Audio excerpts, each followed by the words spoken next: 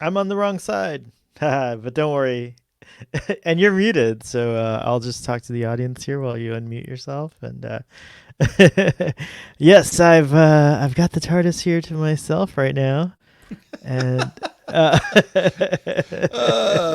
Yes, yes. Little glitches in space time here. it happens. It happens.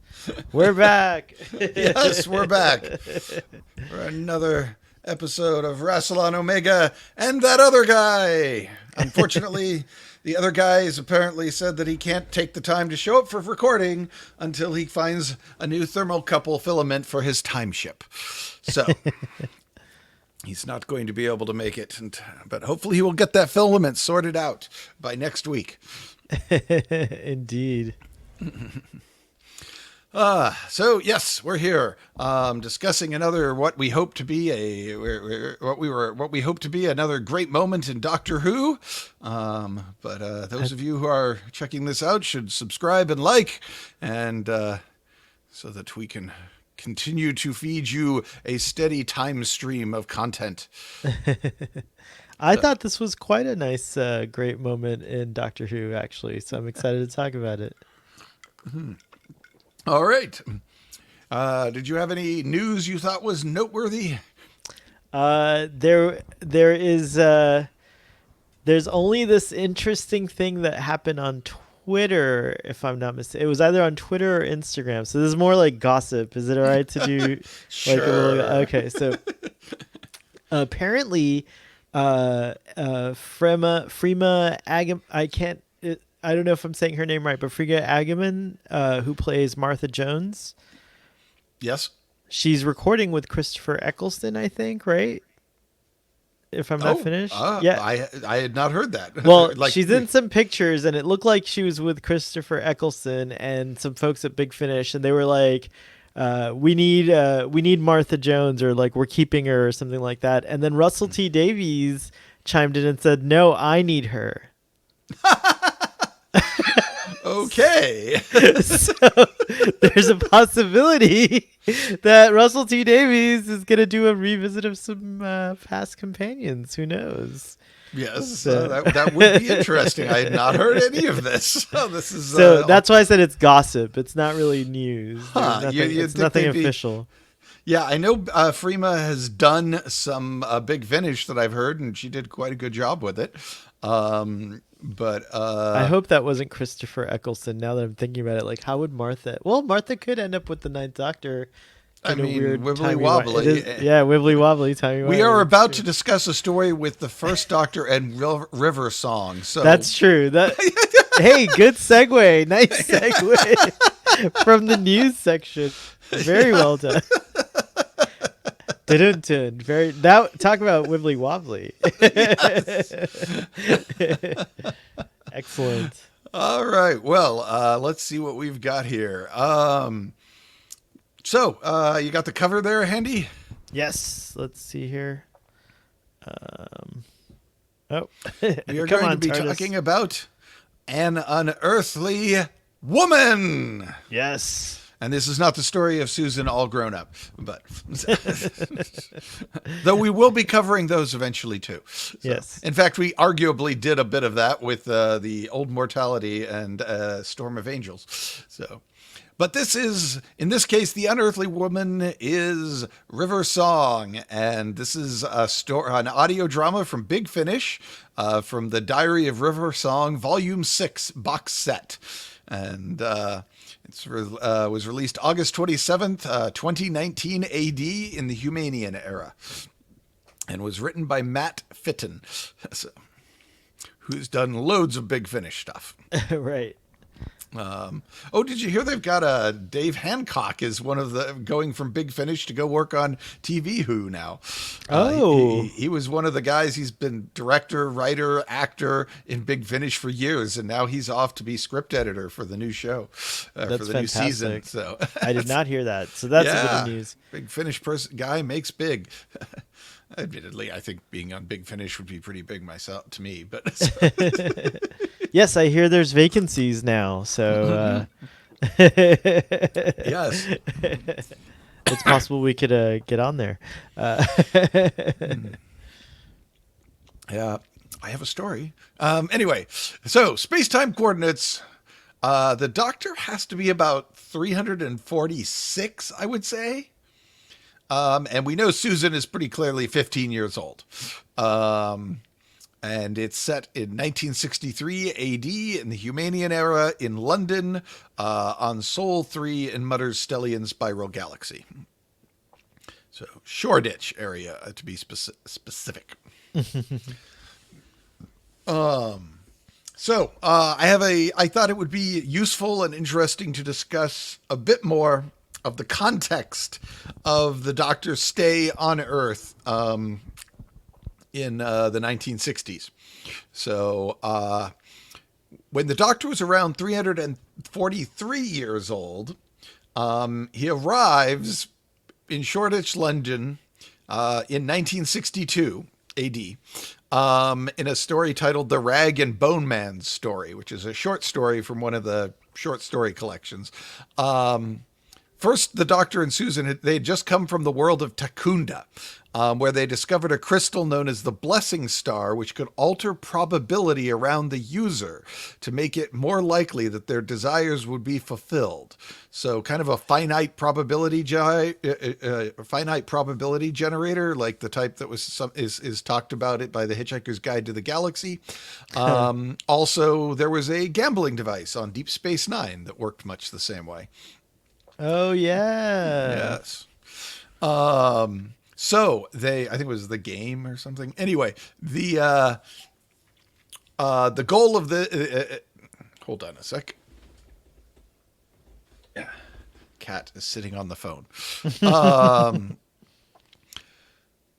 So, since it alters probability in a positive way for the person who possesses it, the Doctor decides he's going to use it to get the TARDIS to travel to Earth in the 20th century, and is successful. However, the TARDIS is drawn into to I.M. Foreman's junkyard, or scrapyard, by the residue of Foreman's complex space-time event that is located there. The entire junkyard is a complex space-time event, or the remains of one.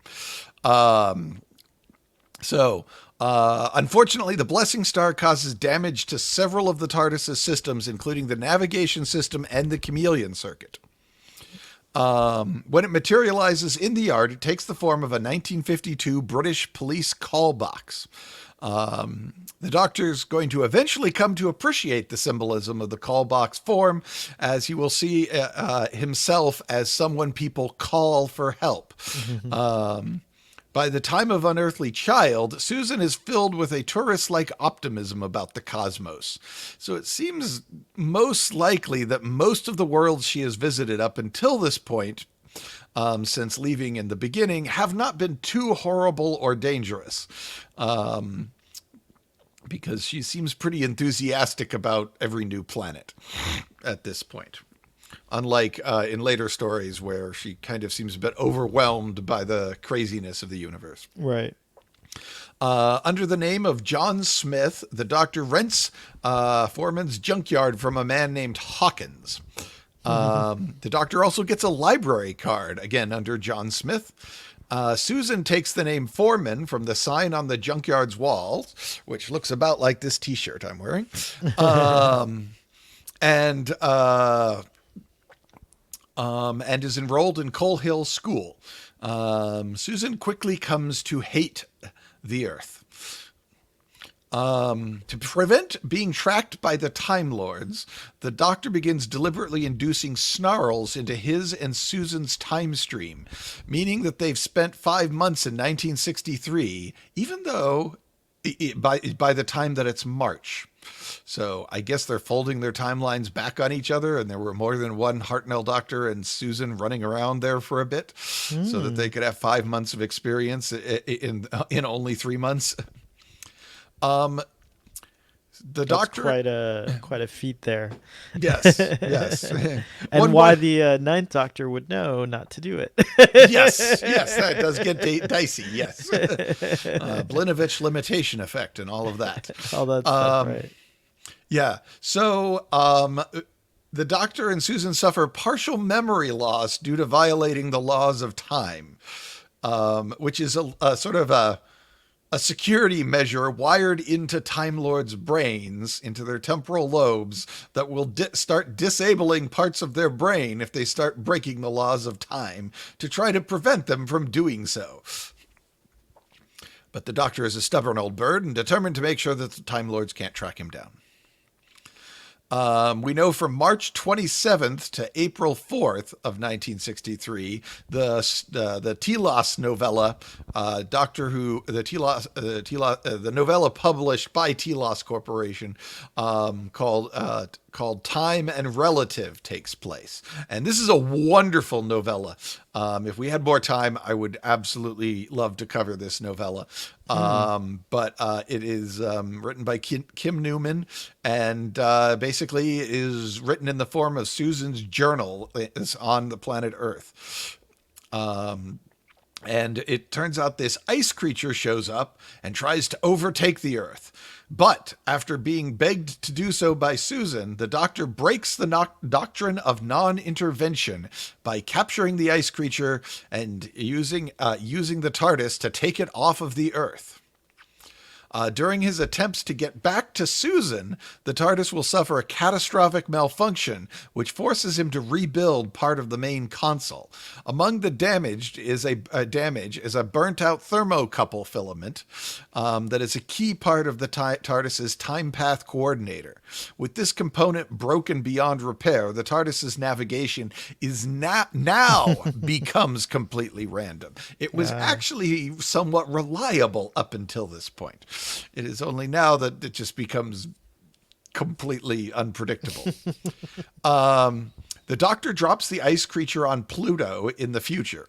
It probably takes the Doctor about 3 years to make the 17 space-time jumps necessary to get back to 1963 and where he left Susan and her friends. So we know it's 17 jumps, which if you do the math, the way the Hartnell Doctor adventures, that's probably about 3 years worth of adventures that Susan misses out on. He is not known for getting out of places quickly, even when he's trying to. So statistically speaking, he's probably took him about 3 years to get there, to get the creature all the way out to Pluto and then to get home again. Oh boy. He doesn't mention this to Susan when he arrives, but then that's perfectly in character for the first Doctor to cover up such omissions. Well, actually, he does mention the 17 jumps. He just doesn't say how long it took him to do 17. Took him to do them, right. Yes. This is apparently the first time the Doctor has meddled with the web of time, he says. And this basically means that ice creature was supposed to stay on Earth and wreak havoc, and he changed history by removing it. He's also realizes that the Time Lords could easily detect this change to history and are probably going to become even more determined to recapture him. And from this point forward, the Doctor and Susan will violate quite a few Time Lord laws. It's very much an in for a penny, in for a pound at this point. So, meanwhile, as a side note, just as a follow-up on our previous story, the Type 54 TARDIS is released around this time, and the Type 54 was the first TARDIS that had a self-testing engine capacitor, which rendered the job of quadrigger obsolete, and all the quadriggers had to go find new jobs back on Gallifrey. It's kind of like maybe they all went to work for Twitter or something. Yes. So yeah, technology made quad rigging redundant. So that's sad. They should do a story about being made redundant. It might be fun. So, poor story. And even if he ever got back to Gallifrey now, he'd find he has no jobs. So now the Doctor is back on Earth, the Doctor heading back to Earth. One of those 17 jumps we know about. He lands on November 23rd, 1638 AD, again in the Humanian era, in case you were curious. And has the adventure titled Borderlines, a short story that is a prequel to the Silver Nemesis. Right before returning to Susan, the Doctor meets Lady Painfort and demands that she gives up the Validium that she stole from Gallifrey. Now, Lady Painfort is an actual Gallifreyan. And one of the Sisterhood. I guess a Shibogan might be more accurate. One of the Sisterhood of Karn. And Validium is Gallifrey's primary defense, greatest defensive weapon system that it would be deployed if anyone ever tried to attack Gallifrey and seemed like it might be able to be a threat of any sort. Gallifrey could deploy the Validium to just wipe out entire fleets of attackers. She stole some Validium from Gallifrey. The Doctor ends up engaging Painfort in a telepathic battle, and he loses his memories of his time as the Timeless Child. So up until this point, he had memories of his previous pre-Hartnell incarnations. But he ends up losing that and loses much of his knowledge of TARDIS operation, and various other details of his life are all washed away in the damage from this telepathic battle. By the time the battle is over, he knows how to take off or dematerialize and rematerialize the TARDIS and open the doors, but most of the rest of it has become a complete mystery.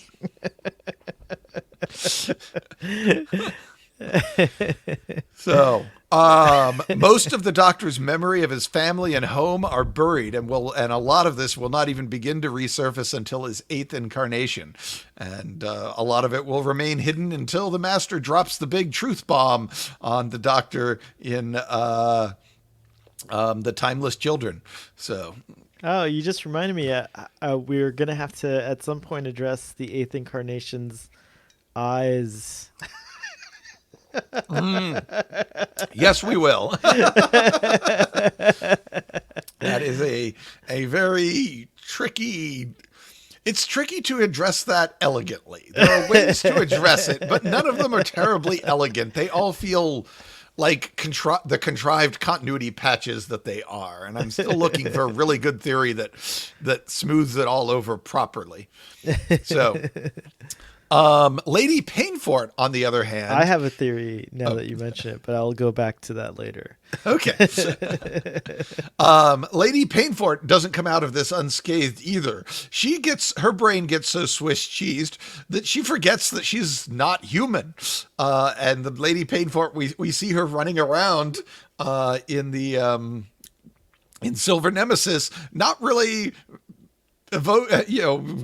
having developed a whole new culture and identity for herself while being stranded on Earth. She seems to have forgotten her Gallifreyan ancestry completely. Or Carnian ancestry? I don't know. So she doesn't come out of this too well. In fact, if anything, she comes out of it worse than the Doctor does. Though one could argue the Doctor at least has Susan to fill in some of the gaps. Lady Painfort does, however, remember the story of the Timeless Child. And those are the secrets appear to be the secrets she is threatening to drop on the 7th Doctor, drop on the Cybermen. At the end, the big climactic moment at the end of Silver Nemesis, where she's like, "No, Doctor, I will reveal all of your secrets." And the Cybermen are all like, "We don't care about the Doctor's crazy secrets. We are not fans of this show. We always lose in this show. We have no interest in who Doctor Who is. We are going to take the Nemesis and leave." And then she gets all upset because nobody really cares about her her big secrets, and she never gets a chance to tell them. And we have to wait till the Master tells us them finally. The Doctor takes the bow and arrow from the Nemesis statue that is made out of that Painfort fashioned the Validium into, and launches the rest of the statue into space to draw the Cybermen on Planet 14 and Mondaz away from Earth. However, he gets his math wrong on the launch system, and the statue goes into a 25-year orbit that will lead the Nemesis to around close to Earth every 25 years, causing all sorts of havoc to happen all over the Earth and world wars and stuff. And then eventually the Nemesis will crash in 1988 on November 23rd. The Doctor realizes this after he launches it and sets an alarm on his digital pocket watch to remind him to later alter the TARDIS's course to be there when it lands again, which we will see in Silver Nemesis. So then he goes back to trying to get back to Susan. He returns to 1963, and he and Susan will spend another 6 months on Earth. Before enrolling for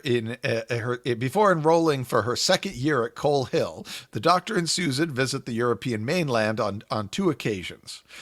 Susan, well, hating Earth before Time and Relative, afterwards actually mellows out and decides she really likes it. She gets into the groove of the swinging 60s. And she feels the last 5 months have been the happiest time of her life. For his part, the Doctor will later look back on these 6 months as not only being a fairly happy time, but the last period of stability that he will know until at least his 7th incarnation, if not later. So this is more stable than when he was the 3rd Doctor and trapped on Earth with the Brigadier. Wow. The Doctor takes the hand of Omega on many happy walks, presumably at night, since a floating, levitating coffin following an old man around would probably attract attention. But and spends 5 of the 6 months looking for a good place to hide the hand on the planet Earth. And that's where we are when the Unearthly Woman story begins. Did you want to read the synopsis for that? Sure thing. So, An Unearthly Woman, River Song has learned that a bounty hunter from another dimension has been hired to capture the Doctor, and the hunter has tracked him down in Shoreditch, London in 1963. Masquerading as both a police constable and a temp teacher at Coal Hill School, River teams up with Barbara and Ian to track down this Night Stalker. With help from Susan Foreman, she frees the student Sheila from the Stalker's control before the Doctor even becomes aware that he's being hunted. Thank you. That's it. Yeah. As far as sequels, both a sequel and a prequel to this is Unearthly Child, because this story would not exist without Unearthly Child, but it is also a prequel to Unearthly Child. So, wibble your wobblies. Characters. The cast includes Alex Kingston, Claudia Grant, who plays Susan, and you can see there in the picture, Gemma Powell, who plays Barbara, Jamie Glover, who plays Ian, who is also in the picture, and David Bradley as the first Doctor. So cool. Yes. So let's talk about some of these characters. How about River Song? What did you think of River in this? Is this your first River Song audio drama? This is. You popped my River Song audio drama cherry. So, no, I really love it, and seeing her, and I didn't know about this series. The fact that it's called like the Diary of River Song is kind of awesome, because in her first appearance, she says, "I know all your faces" to number 10, right? So we can assume she's definitely had like proximity or adventures or something with the other Doctors, and so this is cool to see, like not see it, but hear it, but also see it in our mind's eye, of course. Yes. And so it was a fun story. I loved Alex. She's great as River, and I was wondering how she would be. Of course, I should have guessed that she'd be wonderful, because, she's an actor who uses her voice very well, both in both in a visual medium and here in this audio medium. So, she did so. And so I really felt River in her performance, and I could see River, and I could I found myself smiling a lot, and like, and the story was pretty good. I was really kind of like feeling tense at times as well. So,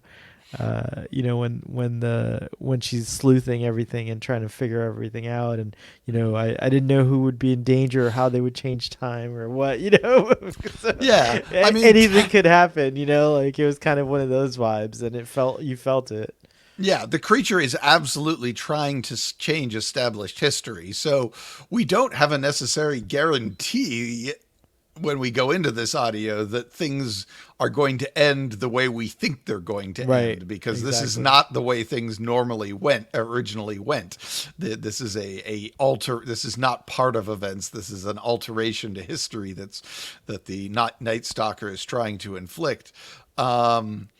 Of course, BBC or a Big Finish takes the safe route, which they're probably to some degree required to do by their license, and does not try to overwrite the events of Unearthly Child in any way. At the end, history is saved, Right. but there is this at least tension things could actually change, unlike in the beginning where we know that it's absolutely going to end up in Unearthly Child, Right. because there's nothing that this is how events have always happened.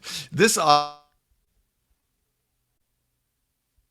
our host is frozen, or I have frozen. I'm not sure. But I'll just keep you guys entertained here for a moment. And hopefully he'll be back. Let's see here. So I don't know what he was gonna say actually about this audio, but I guess he was gonna say something about the stakes, which were really high.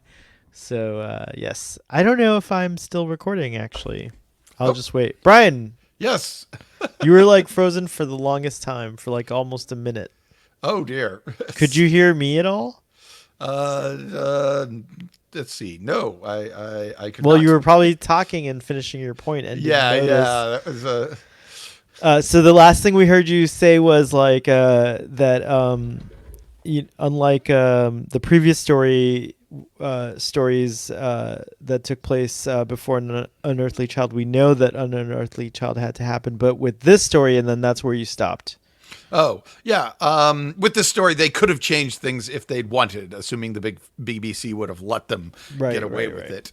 Though honestly, if they didn't draw attention to it, I doubt the BBC would even notice.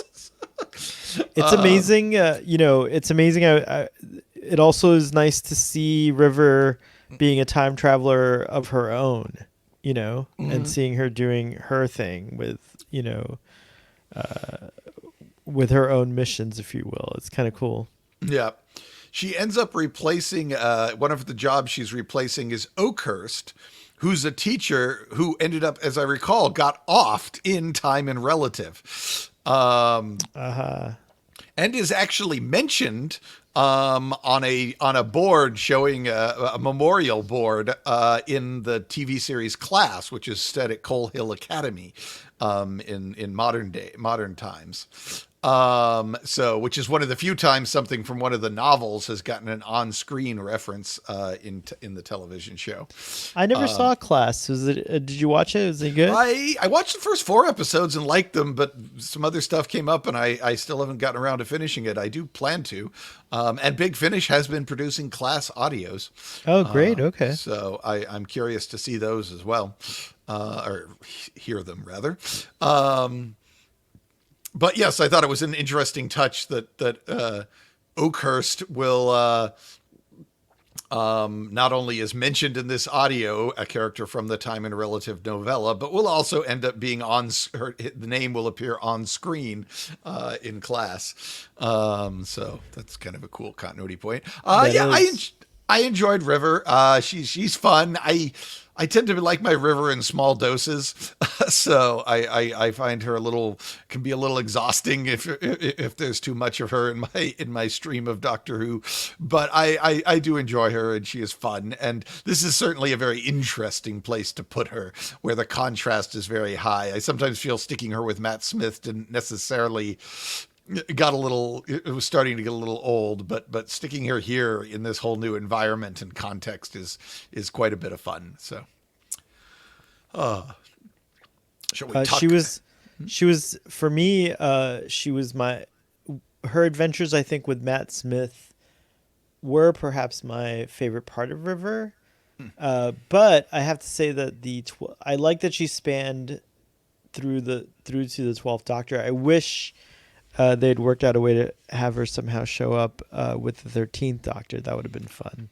I mean, if Jodie ends up doing Big Finish audio, it's pretty much Oh, they can inevitable. yeah, they can definitely do that. That's true.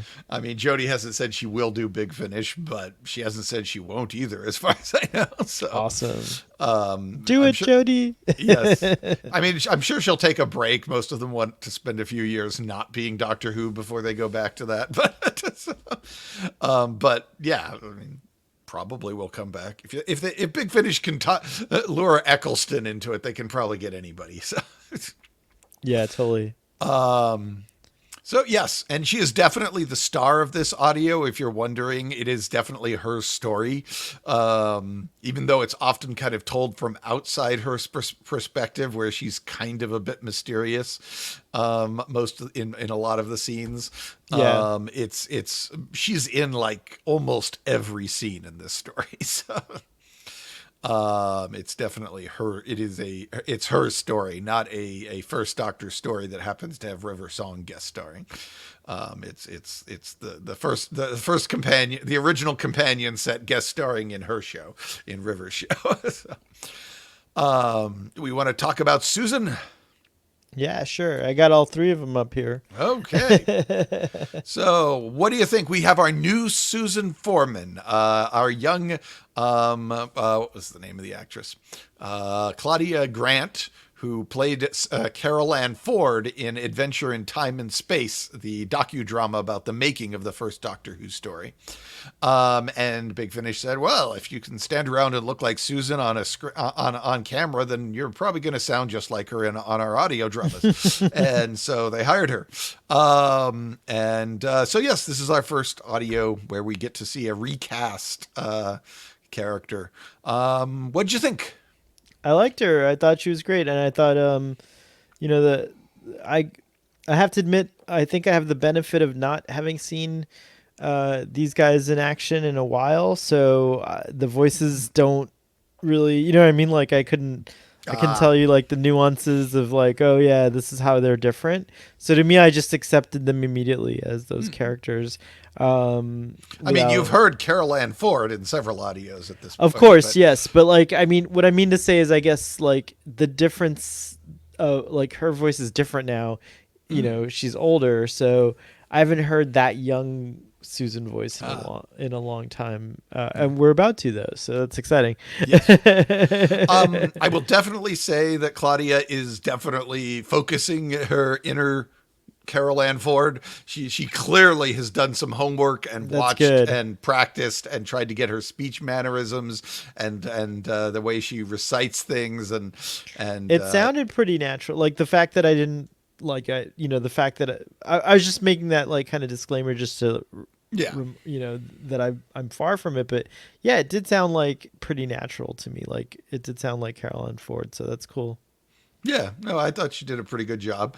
And she has some very interesting scenes because she's like really the only person who totally, besides the bad guy, who totally figures out or comes close to figuring out what River Song's deal is. Right. She figures out that River is somebody from the Doctor's future and is actually working with her to help protect her grandfather, and kind of becomes Susan kind of becomes her companion in a very direct sense, in that she's like the only person she can River can actually confide in properly in this time zone. And that was very cool too. They performed really well off of each other, I thought. So I really liked that aspect of it as well. Yeah, I thought they were really good together. It kind of made me think, yeah, you could do another Susan. Susan being very shy and kind of by the book and a little awkward, stuck next to the extreme extroversion of River Song. Putting them together is a nice kind of chalk and cheese combo of wisdom and innocence and all of that. There's some room there for some fun. I also like that Susan got this little hint of a romance. So Oh yeah, that was a great. I just want to say that was a great addition, especially addressing like racial issues and stuff like that. I thought that was really well done, yeah. and I loved how Susan was unfamiliar with the kind of politics and social issues of the time, Oh and yes. kind of innocent about it, as you said. Like that was a really great. Well, we haven't gotten to that part yet. I guess I should save some of these things for the good, the bad, and the time, the wibbly wobbly. Yeah, it is. It is both telling. It's also interesting. The hallmark of Susan at this point as the unearthly child, Right. is that she doesn't quite fit. So her complete obliviousness to the issues of race is a wonderful way to illustrate that. It also tells us something about Gallifrey in the world she grew up in. Not only is Susan not racist, she doesn't actually conceive of racism until it's explained to her. Right. And so that tells us a bit about Gallifreyans, which we know that Gallifreyan skin colors come in a variety of different tones. And it tells us why the Doctor's so outraged by this behavior, and all of, Yeah. throughout he's always baffled, and he's just like, how could this? Yeah, yeah. Like, I mean, it's worth noting that most Gallifreyans are somewhat, maybe even very speciesist. They throw around the expression "the lesser species" for is their catch-all for everything that's not Gallifreyan. And there's a certain amount of racism embedded into the word Shibogan, I think, as well. yeah, actually, it's a good point. It's sort of a, not exactly, but it's racially charged in that there's, say, any low class Gallifreyans are referred to as basically like calling people Neanderthals when they're not really Neanderthals, but you're definitely using it as some sort of kind of racial slur of a thing. Well, then we can say at least that Susan was somehow sheltered from all of Yes. Yeah. Somehow. Well, yes, and it's a bit blunted by the fact that there are no real Shibogans left on Gallifrey. So it's just like there are no Neanderthals left on Earth. So when we call somebody a Neanderthal, it's not exactly a racist term, but it's certainly a term that an A insult derogatory term. yes, that is charged with racial meaning. So, and we do know that Time Lords are have a bit of quiet sexism about them, but kind of like 21st century Earth or something, 21st century America, And then stepping where out, people don't want to actually admit it out loud, but somehow it always works out better for the men than the women. But and of course, stepping out of the continuity for a moment. Of course, that's a product of the the mindset of the writers at the time, which was also very much human based. But yeah, we can imagine, we can retcon perhaps that Time Lords at some point may have reached a better state, an idyllic state. yeah, well, they certainly solved the racial problems. Seem to be largely solved. Certainly nothing based on skin color. That is, Susan is completely flabbergasted that people would be judged by the skin color, and even the Neanderthal insult of the Shibogans is more of a class thing by the time we get to the modern Gallifreyan era, not an actual racial thing, because there are no Neanderthals / Shibogans really. So, but yes, and I kind of just like the idea that there was a boy hitting on Susan, and she at least didn't seem to hate him anyway. I don't know if she quite was turned on by him either, but what did you think? Do you think Susan thought he was hot? Yeah, I got the impression she wanted to explore that. Yeah, I definitely did. Yeah. Yeah. That's cool.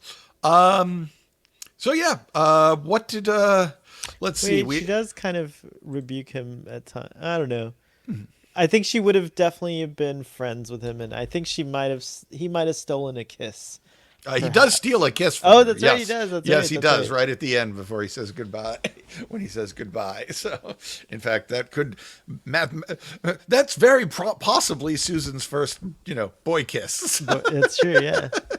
or whatever, romantic kiss. Kiss with romantic overtones, I guess. Maybe. I don't know there's probably a better term for that, but I don't know what it would be. So, what about Barbara? How did she stack up? I liked her and Ian. I kind of talk about them together, but I like that she was actually kind of, you know, I like that they seem to highlight Barbara a little bit more than maybe Barbara would have been. So yeah, she was good. They were both funny. I like that. Um, uh, I'm trying to remember what it was about the house. Oh yeah, that she almost gets killed or something. What was it? Sorry, this Time Lord hasn't seen this. Hasn't listened to this in a couple of weeks now because we've had so many technical issues. I'm trying to remember, but there was something really funny that Barbara was somehow involved in, but it was serious, or I don't know. I'll have to, as we go on, I'll probably remember it. But just overall general impressions, both Ian and Barbara, I really enjoyed in this episode. I thought they were great. Yeah, Barbara's a character who's kind of easy to get wrong if you're not paying attention, but like there are a lot of people who consider in the first season of Doctor Who that the most interesting, most important scene stealing character is not the Doctor, but that it's Barbara. And when you start paying attention to Barbara, especially in the context of the early 1960s and what she says and does and how she stands up for herself, and just the forceful personality that is brought to the character by the original actress, the she's like the amazing About Time Doctor Who review series, book series, likened Barbara to kind of the Sigourney Weaver of the early 1960s, the Ripley, Ellen Ripley of the early 1960s. Ah, okay, interesting. And I was like, I mean, obviously there's some ways to go between 1963 and 1979 when Alien comes out, but yeah, she is way more she I don't think she ever says women's lib or anything, but she is a very surprisingly strong woman and is clearly and is very well written and acted and yeah, she keep an eye on Barbara as we go forward. I guess I will tell you that she is. That's great. Yeah, I'm recalling that. Yeah, you definitely get that impression from the performance of Barbara here. There's definitely like she's a standout character who's very like strong in that way. I think this Barbara captured that for sure. Yes, I did want to give points to both Matt Fitton for his writing because he wrote Barbara correctly.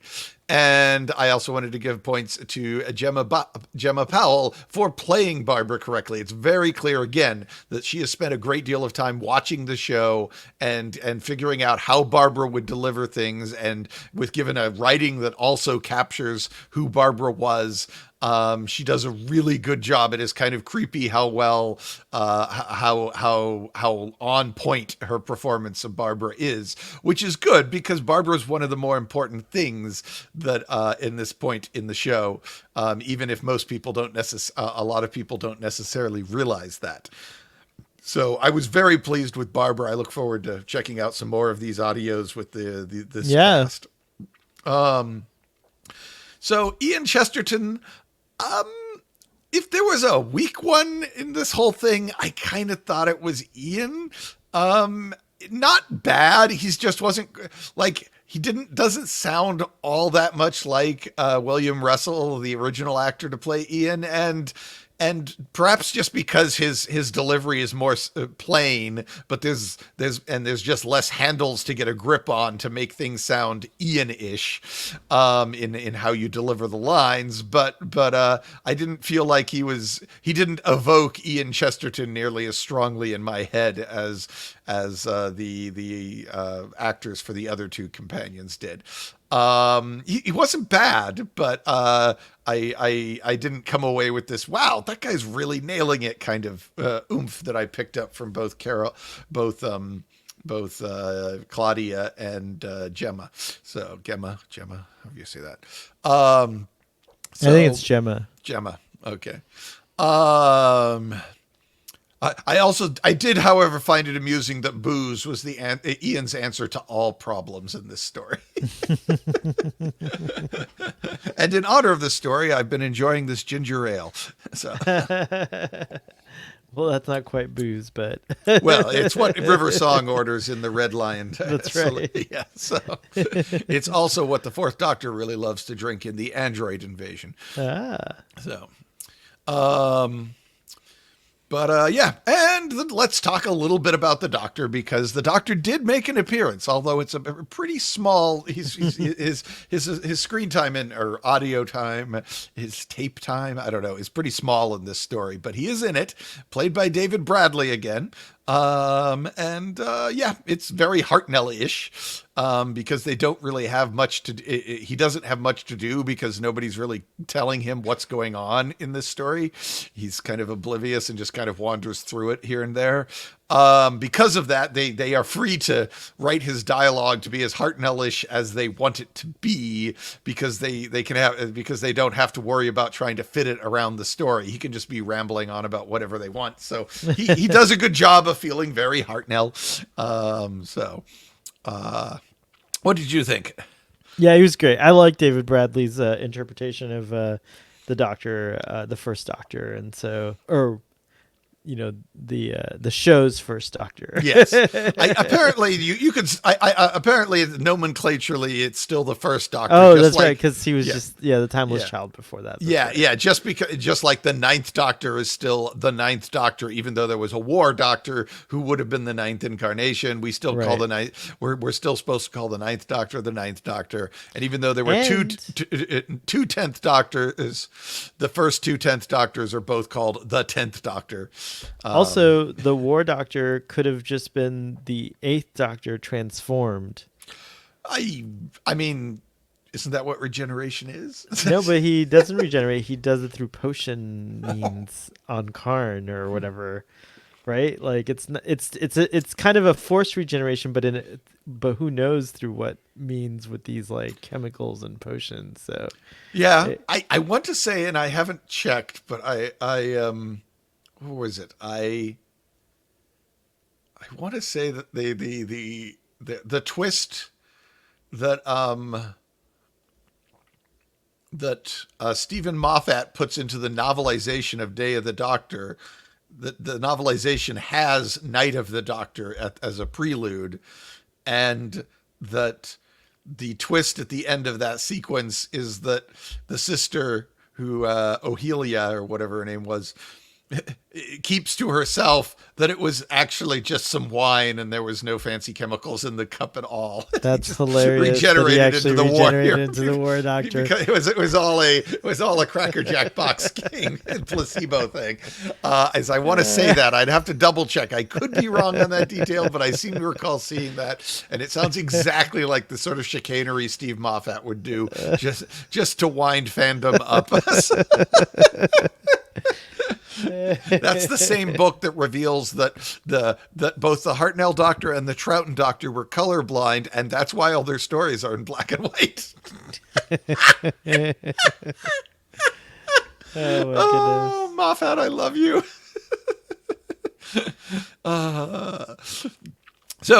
Yeah, he was good. Let's see. We talked a little bit about Lloyd, Susan's potential her suitor, if you will. Suitor, yes, gentleman caller. And he was good and well handled, well written. Was interesting to see a different side of 1963, a side that we would never have gotten in the TV show version back in when it was broadcast. So. What did you think of Sheila, a la AKA the Night Stalker, when she was after being possessed? I thought she was a cool kind of a twist. The possession thing was interesting. Like it was neat. I felt sad for her, the character. I think wasn't there something with her family, her father, that Yeah, her. What was it? Her. Let me see. What her was? father seemed really strict, or just maybe Well, no, even. that was a foster parent who was Oh basically yeah, that's right. fostering Lloyd and Sheila, and was a complete asshole who was just taking That's these right. kids in for the money and then feeding them toast. That's right. So yeah, I Uh, felt bad for both of them. I forgot yeah, that they were both. Yeah, that's right. That's right. yeah. But yeah. But River makes sure to funnel them off to a better home at the end of the story. So that was a nice touch. I was like, oh yes, River cleans up after herself better than the Doctor, who usually just gets in. Do you want to come with me? No. Okay, well then you're on your own, and the Doctor leaves. But that's the best you can hope for in a cleanup at the end of the story from the Doctor is becoming a companion. So he just doesn't stick around long enough to tie up those things. I guess River has her own children of time.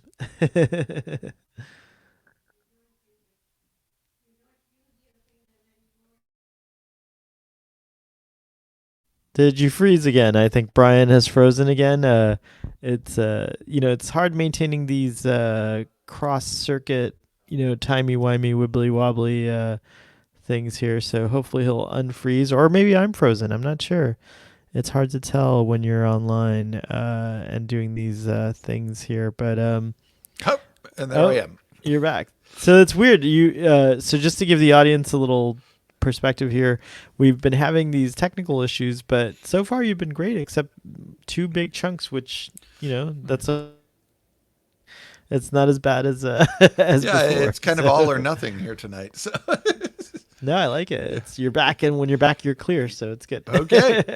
For me and the audience. Yes. Yes, the Ravenous is apparently trying to prevent me from revealing that the Ravenous hired the Night Stalker to hunt down the Doctor. The Right. Ravenous is an enemy from ancient Gallifrey that consumes Time Lords the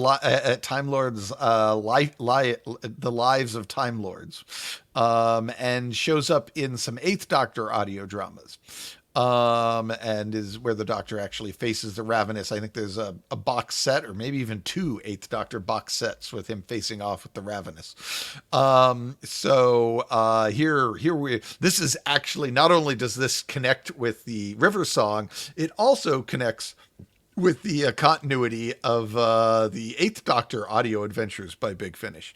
So there's little strands flying all over the place here. So it's kind of fun on that front. Indeed. Yep.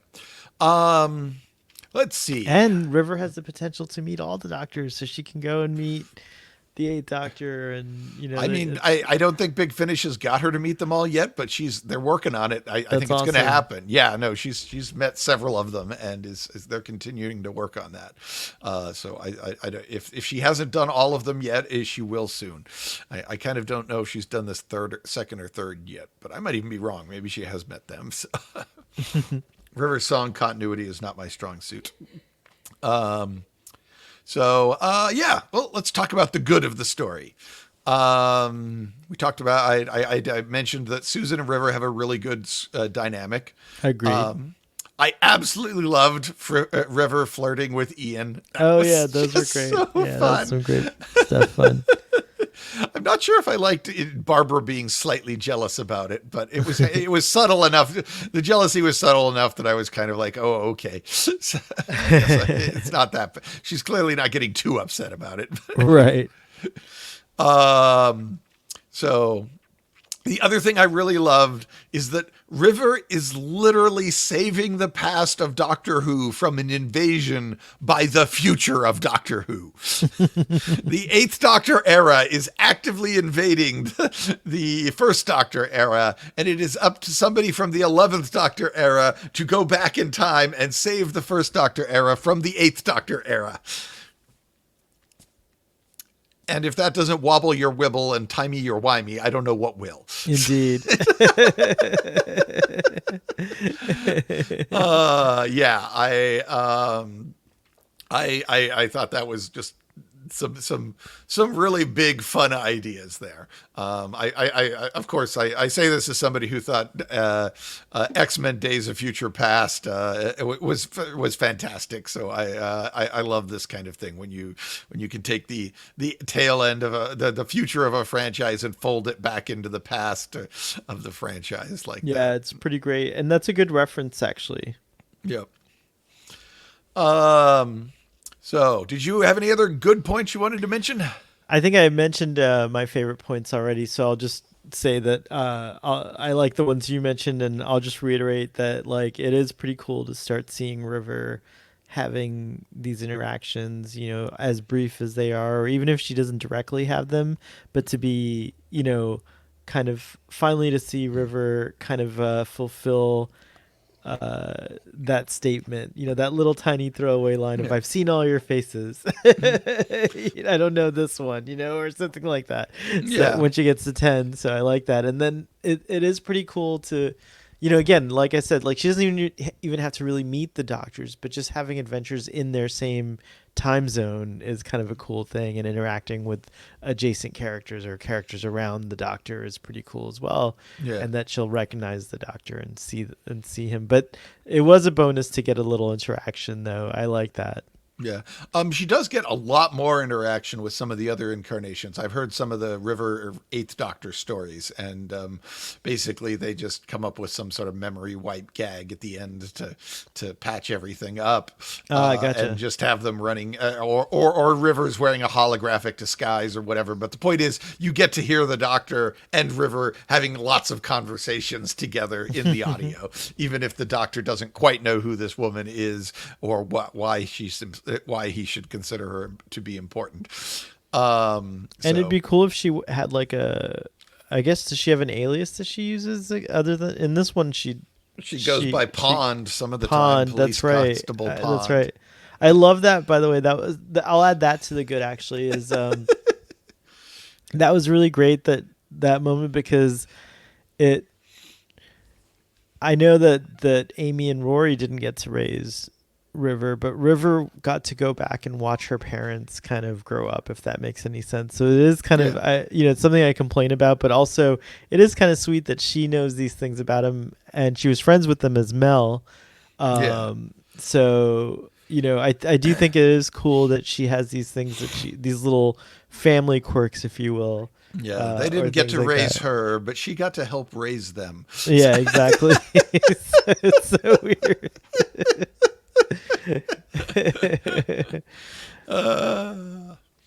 All right. Let's one other thing I wanted to say. River's a lot better when it's her story, not like her story, but when she's the lead.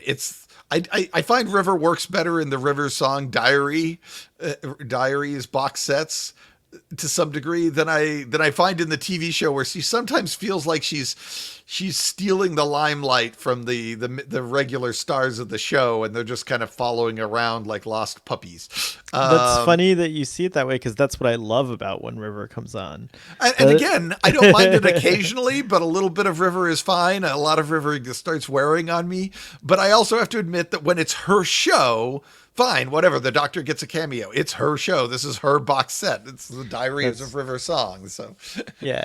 Well, that's how I've always seen her on Doctor Who. I mean, that first appearance on with 10 is I think, I look at it as a pilot, but essentially whenever River's on, it's the River Song show. It is her show, because we're seeing it. The show almost shifts to her perspective. It's interesting, like. So yeah, that is interesting. But yeah, I totally understand. I've heard many people say that. Like, it's the same thing with like Donna Noble. They're very kind of characters that like do take up a lot, chew the scenery a little louder, perhaps, than most. But I personally, where I used to get annoyed by Donna, I never got annoyed by River. I've always loved her and thought she was like very interesting and mysterious. I did get jealous that, she and the Doctor had a thing, because I wanted to have a thing with the Doctor, but Who doesn't want to have a thing with the Doctor? It's true. Um, And now everyone can. yes. I will say, perhaps I'm being hypocritical when I say that make these observations as well, because let's face it, from Dragonfire to Survival with the Seventh Doctor, it was actually the Ace show. Right. With the Doctor kind of playing an Obi-Wan Kenobi role to Ace's Luke Skywalker. And somehow I loved that. That's like one of my all-time favorite eras in Doctor Who. So maybe it was just because maybe I'm just sad and not woke with my. I just need the Doctor to be an wise old man who does wise old man stuff, and he doesn't get to do that when he's with River because River's smarter than he is, and maybe I'm just sad. But if it is, I'm going to try to be a better person going forward. So maybe that's the bad. The bad is that your host has perhaps got some issues he needs to work out. So. Hey, the fact that you're actively aware of it means that you're not in a bad place. So that's good.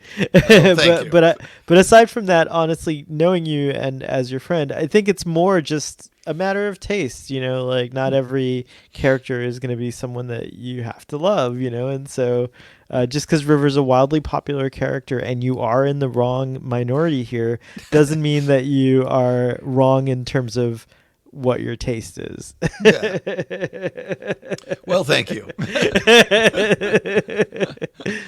Let's see. Did I have any other bad thing? I think David Bradley is great on screen as the First Doctor. I don't entirely feel like his voice is necessarily that similar to Hartnell's. So when he shows up in Power of the Doctor, I think he's fantastic, but I still don't know if he's really the best guy they could have gotten to replace Hartnell on the audio dramas. So yeah, Hartnell has like a kind of a higher octave. He's in a higher octave maybe, and a whole octave higher maybe than David Bradley's normal voices. I think the reason you can forgive it is because he looks so First Doctor-ish on screen, so it kind of but I do notice when David Bradley goes high, it's still a lower high than the First Doctor does, like my dear, like this. Yeah. I can't really do it, but you get the idea. There's I hadn't really processed it on anywhere near the detail level that you had, but I think you're right. And again, I don't know if I'm saying Big Finish should never do any more David Bradley audios. I'm just saying that I'm trying to come up with something to put in the bad category, and I thought, well, okay, here's something that I've got. Well, for me, the bad, I think, is that I kind of would have loved if we got more of the Lloyd and Susan thing. So I'm going to say that that's a bad, because I think that was really cool. And, I don't know. It might have been interesting to have a little bit more of that, but I honestly, I'm a huge Susan fan, so I would have loved to see more of that. I just kind of had to tell myself, I agree with you, I wanted more, but I was like, okay, it's the River Song adventure, not the Susan Foreman adventure. So but also I think a missed opportunity, if we're going to go to bad for a second, a missed opportunity is like I guess we're going to talk about this, but like River has been someone who's been obsessed or in a situation where she's like, where the Doctor wasn't returning her kind of advances or whatever.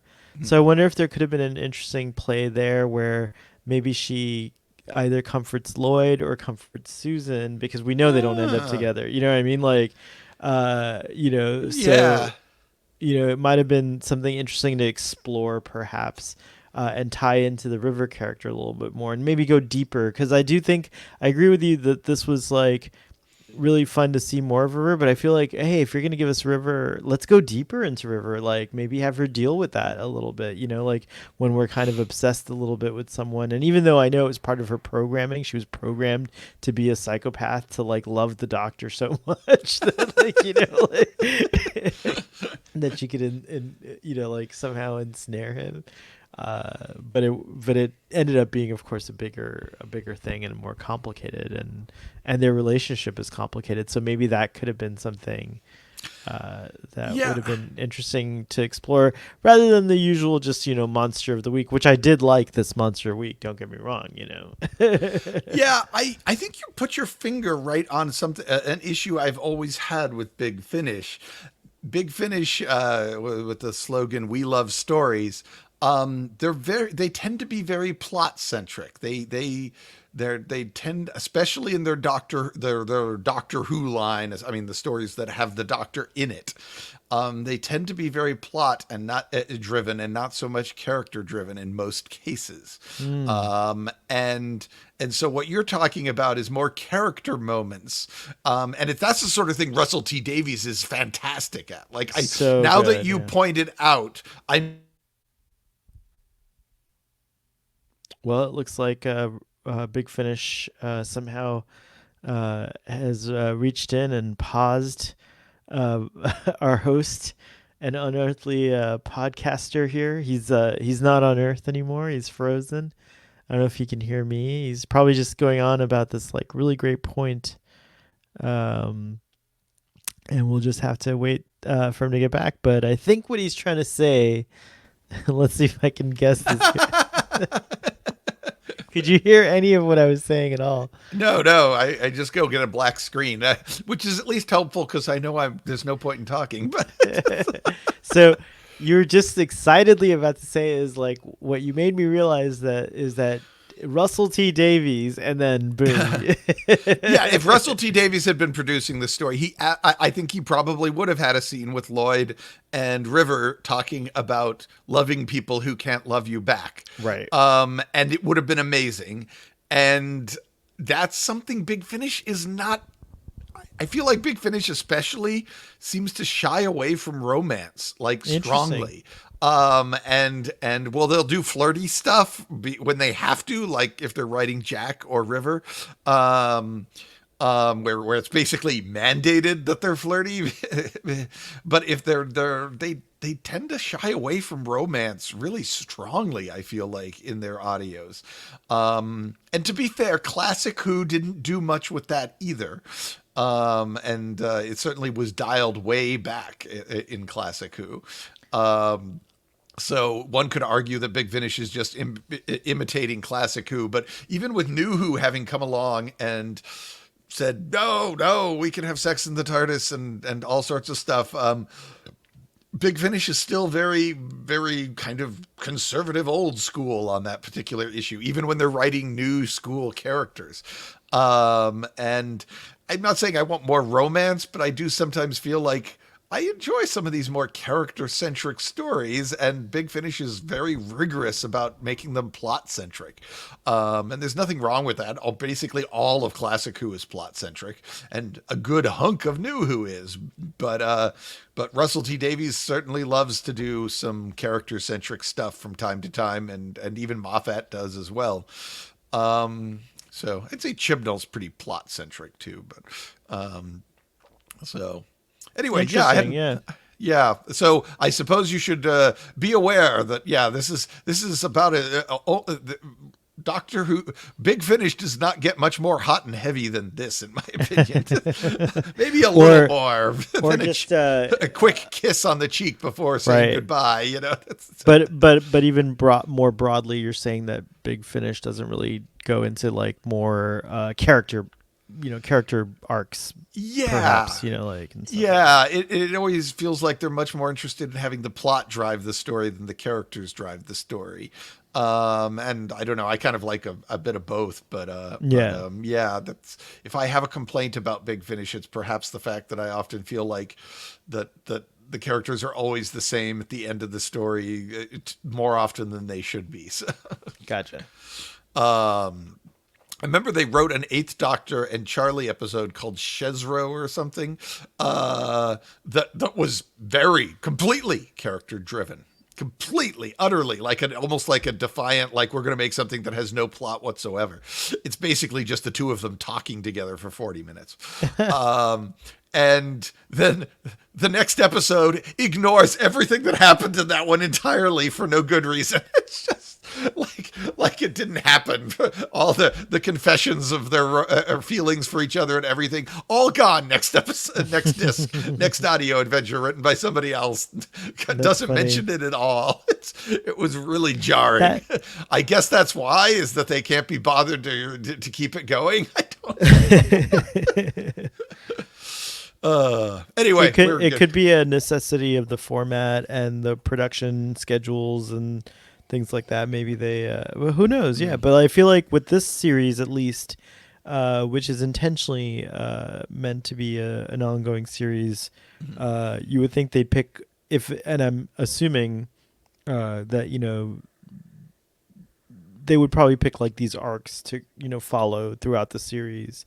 Yeah. But it's an ongoing series, so maybe how many is it over the series or the River Song series, or is it the Diary of River Song, or is it still ongoing? I think they're still dropping box sets. I mean, that was volume 6, so it's fantastic. There's a lot of them out. There's a stack of them out there, and I think as long as Alex Kingston's keeps saying yes, they will keep making them. So, so that's probably I'm pretty sure that's one of those type of projects where they'll just keep making them as long as the. I had so much fun that I'm going to explore the other stories. Right. So yeah, I'll keep an eye on that and let you know. I'll report if it's different, if you haven't heard them yet.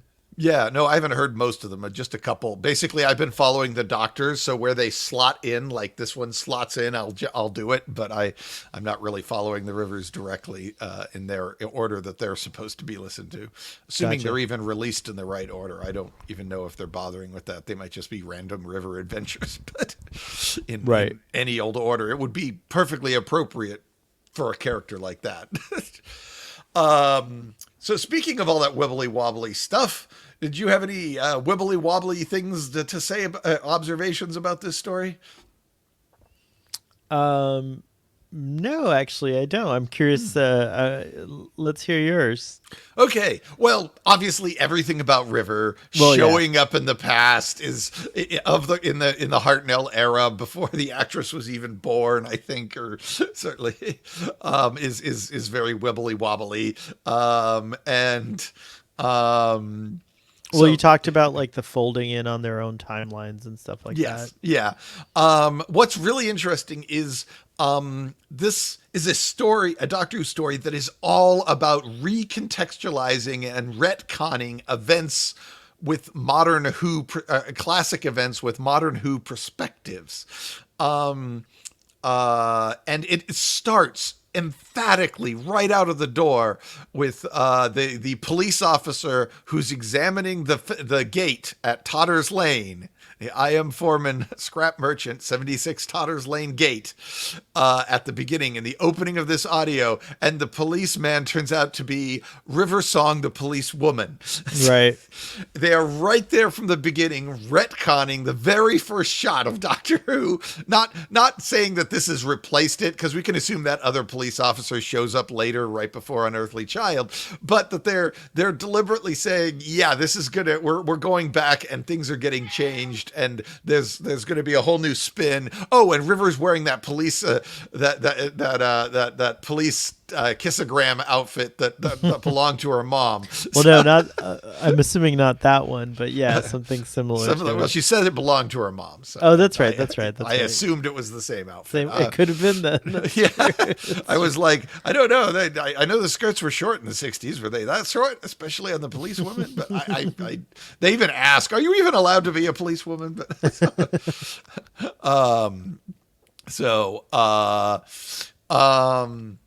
So yes, the original opening is actually meant interestingly enough, as a reference to Dixon of Dock Green, a police procedural show made by the BBC. And they wanted the show to open up looking like another BBC show, that it looks completely familiar, completely safe, completely normal at the beginning. That was kind of their intention, to the point where they basically ape the style of one of their other TV shows in the opening. And so to pick that and flip it on its head by sticking River in there is a deliberate statement about we're taking the future, the present, and bringing it back into the past of Doctor Who and changing how you're going to look at all of this. And what if Right. River, or what if Susan had this boy that she kind of liked, and what if Ian flirted with River Song, and and what if the Ravenous from the Eighth Doctor era was hunting the First Doctor, and it's worth saying that's what this podcast is about. That's what we're really trying to do, is take all of this later material that recontextualizes the past, especially the past of the Doctor and the past of Gallifrey and the past of the Time Lords, and see how it changes our view of the show. I'm not saying this is the more correct way to look at it. It's not. If it's anything, but it is, I think, a very fun game. At least I find it, and I hope our listeners enjoy it, of seeing, well, how does this look filtered through all that? Like how do we filter through this, that, oh, the Doctor knew about the timeless children until he ran into Lady Painfort from Silver Nemesis just a few months ago. So, Right. and how does that change our view of the Hartnell Doctor and whatnot? And knowing that Foreman's I am Foreman the scrap merchant has a weird complex space-time event going on in this junkyard. This is that drew the TARDIS there. So another fun bit of wibbly wobbly. They mentioned that Professor X is on TV when the TV is playing. Professor X is what Doctor Who is in the Doctor Who universe. And it's a running thing. If you take a look at the TARDIS Wikipedia for Professor X, there is a whole list of all the different references that have been made by various writers over the years to Professor X in various Doctor Who stories. Fascinating. It is like what Galaxy Quest is to Star Trek or something, I guess. I don't. So that was fun to see another reference to Professor X in the show. That's cool. Well, shall we talk about the time lore entry for this episode? Let's do it. Okay. So first up, this garage, this scrapyard, which I've mentioned on a few occasions as being more than just a scrapyard, and just like the police box inside it was more than just a police box. Well, Stephen Moffat made a big deal about answering the oldest question in the universe, which we know is Doctor Who, right? And that is a meta comment on how, if you watch the show, the oldest question in Doctor Who is the opening credits where it says Doctor Who. However, the second oldest question in the universe has to be, who is Ian Foreman scrap merchant, and what is he doing at 76 Totter's Lane? Because that's what the camera pans over to with the police officer. And that is the first question, is there's this big, huge sign on the screen saying Foreman scrap merchant. And the first question that comes to mind is, who is Foreman the scrap merchant? Why are we being shown this sign? Why is the policeman looking into the scrapyard? Why does it say private keep out? How does he sell anything if he doesn't have let his customers in? That is the second oldest question in Doctor Who. And my favorite Doctor Who novelist, Lawrence Miles, decided to deliberately answer that question in the two-part novel Interference Part 1 and 2, which was both an Eighth Doctor novel and a Third Doctor novel. So, though the emphasis was definitely more on the Eighth Doctor part of the story. So he went into the backstory of I Am Foreman. So we know that, go back into the misty pasts of Gallifrey. After Tecteun invents this immortality virus, as it's somehow known, that allows people to regenerate, a Gallifreyan who will later be known as I Am Foreman is loomed on Gallifrey. He never attends the Gallifreyan Time Academy and is not a Time Lord, but he becomes a priest and living in the monasteries and churches at the valley, in a valley at the foot of Mount Caden, which we've talked about. Mount Caden, that's the ridiculously tall mountain that reaches out of the atmosphere. That's right. Yep. And so there's this actual religious order that's left over, kind of that kind of is what's left over after Rassilon's intuitive revolution has swept away the Pythia and the Sisterhood and banished them to Karn. There are still some people practicing the religion on Gallifrey at this point. And the chief belief of this old order is that you should take no direct action.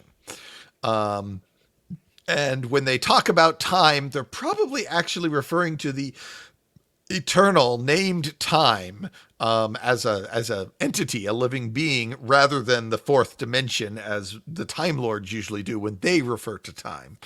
So it's worth noting, if you read their texts and stuff and they talk about time, they're referring to a goddess, basically, named Time. And he was living on Gallifrey, and then around on the planet, or at the time of what became known as Others Tide. This is the first Others Tide, like the first Christmas.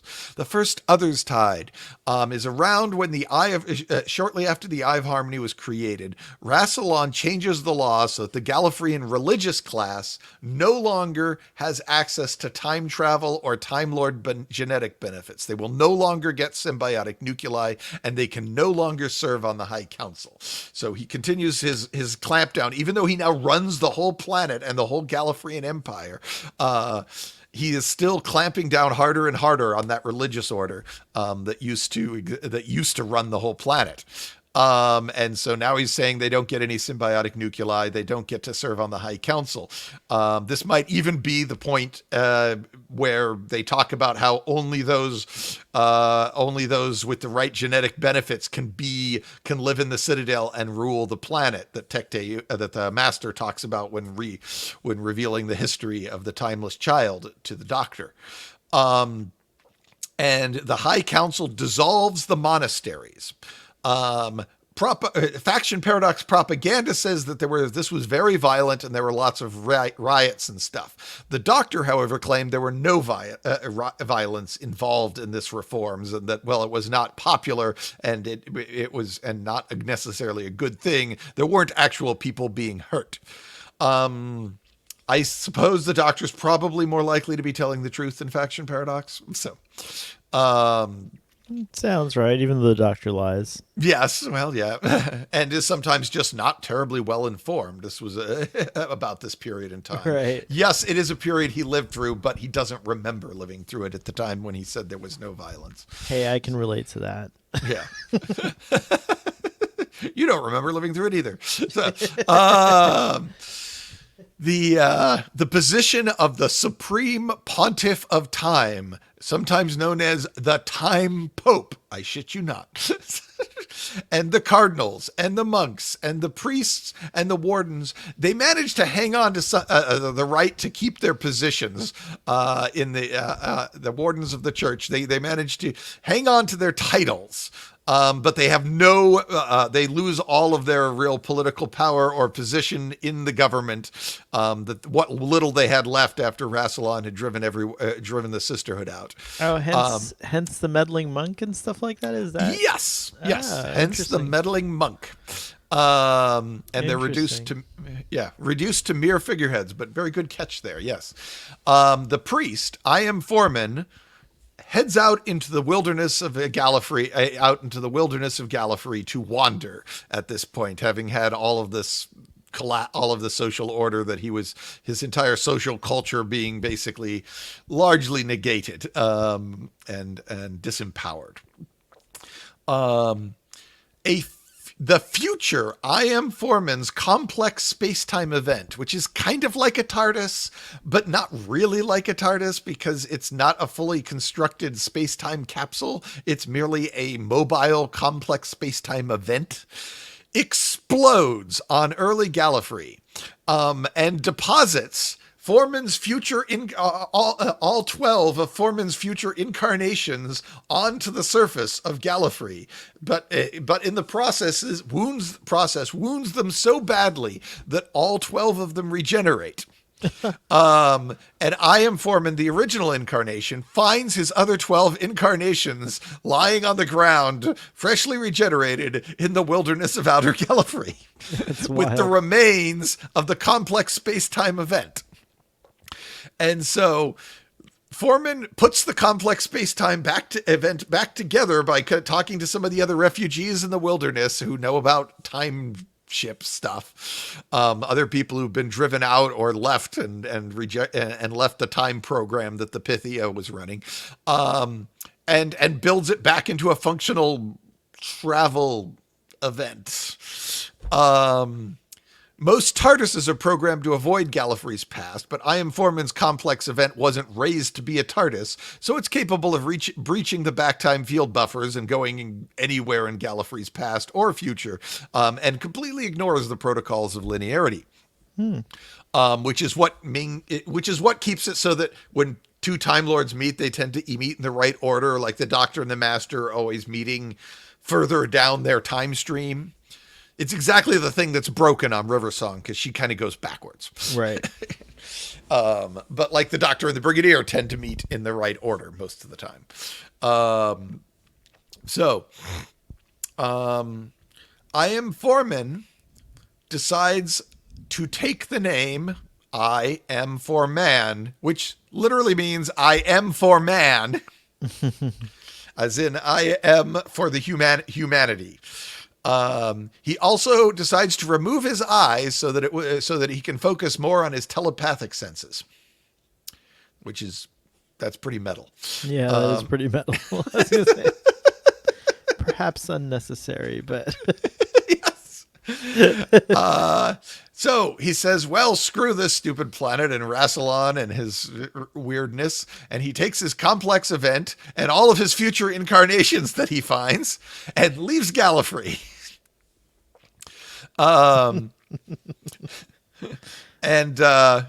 Because I Am Foreman follows the religious order's no direct action mandate, he never actually changes history as he travels the cosmos. And the High Council never decides never to really take any action against him for leaving Gallifrey and gallivanting around. They're kind of probably just glad that he leaves. Now, this is around the same. He's the first, but this creates a whole diaspora. I think I'm saying that word right. Yep. What becomes known as the Eremite diaspora. Foreman and the others of religious orders that are on Gallifrey become the first true Gallifreyan renegades. And once this concept is introduced to Gallifreyan culture, it will never go away. All other renegades owe their rebellion to Foreman and others like him. Some of these became renegades in fear of Rassilon's new order, and some of them became renegades because of the swarms of great vampires that were marauding through the cosmos. But the Eremites, that specific religious order, flee because of ideological differences with Rassilon and his new order. The Eremites are a monastic order of aesthetics. I think, is that how you say that? I think ascetics. Ascetics. Okay. See, I need smarter people on my podcast. I'm too dumb. This is why I have Sohail here, to make sure I don't sound too stupid. Thank you. Don't worry. I'll sound stupid on other subjects. I promise. So it'll be fine. And the Eremites are led by the Black Council of Cardinals. The Eremites make up the single largest group of this first diaspora, with the rest of being dying bloodlines and refugees. And the Eremites take a primitive labyrinth, which is another type of complex space-time event connecting multiple points in space and time together through a maze. So it's basically this maze that exists in the understrata of space-time that connects all these different points in space-time together. A little like the map in Time Bandits. Only there's a lot of wandering around in corridors between each time zone.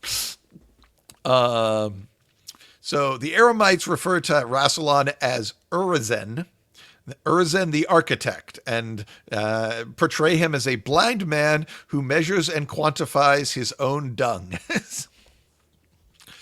So yes, his Rassilon's great goal to measure the whole universe is reduced to a man with a set of scales weighing his own poo.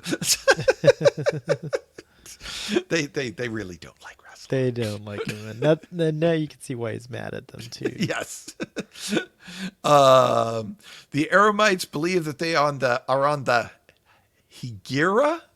I think that's how you say that word. Pilgrimage, which will lead them eventually to the Redux. The Redux will occur during the time of Gallifrey's greatest need, when the Eremites will return back to Gallifrey and save it, so their mythology teaches them. So far, Gallifrey has had several moments of greatest need, and the Eremites have not shown up and saved it. It's just gotten blown up. So maybe they all died. I don't know. Well, no, I guess the Eremites are certainly affiliated with the Sisterhood, but I don't think they're clearly a different faction that is split off. So now I don't know if do you remember from the Third Doctor era, the Doctor talking about a hermit that lived halfway up the mountain he lived? No, I don't remember that. Well, he talks about this hermit and who was his guru and taught him how to see the universe in bigger and better ways than the Time Lords did. That hermit was a member of this order, that obviously one who stayed behind on Gallifrey, or at least his ancestors did. And that hermit was probably Asmiel, it sounds like. Who shows up in both the Hermit definitively shows up in Planet of Spiders, the last Third Doctor story. But Asmiel is described in exactly the same terms as the Hermit, and shows up in the rather terrible story Twin Dilemma. So it is. Occam's razor kind of says that's the same guy. There's nothing to contradict it that I have found yet. Maybe I'm wrong. Maybe this. I do believe I've heard the Hermit also crops up in a new Tom Baker audio drama from Big Finish, which I've not had a chance to listen to. So maybe that'll disprove the Hermit is Asmael theory. But at the moment, I'm kind of on board with the theory, at least until I hear that audio. Anyway. That hermit is a follower of that old religious order, and he teaches the Doctor about the beliefs of the religious class. Is one of the things that the Doctor learns. Meanwhile, Foreman's junkyard finally it begins to form slowly on planet Earth at 76 Totter's Lane in the Shoreditch area of London. And the property is owned by somebody named Hawkins.